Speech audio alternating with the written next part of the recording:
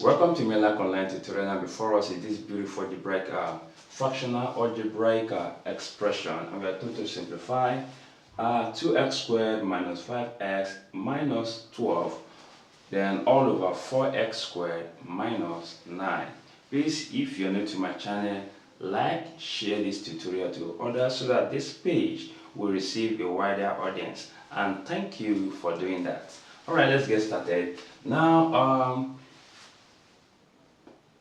the numerator here is a quadratic expression and same as the denominator, but there is a key thing we need to look at. Now for the denominator, it's look more like a squared minus b squared, which is the difference of 2 squared, which according to algebraic term is a plus b then into a minus b.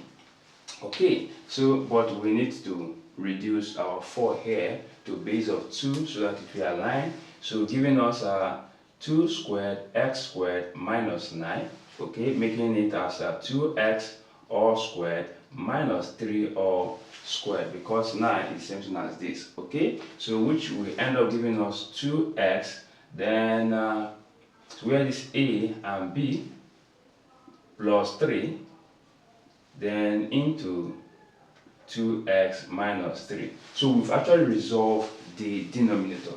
So we can just do this, write our denominator down, 2x plus 3 then into 2x minus 3. Now let us resolve the numerator.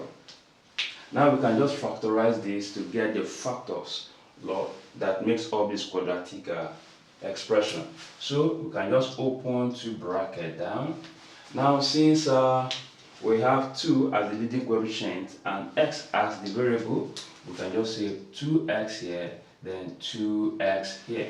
Alright, to this end, here we have negative and here we have negative, so we just put plus and negative here. Alright, we now take this leading coefficient multiplied by the constant here, that will give us what? 24, negative 24. So what are those two numbers in which we will multiply to give us negative 24, and we add those two numbers to give us what? Negative 5. So that should be 8 and 3.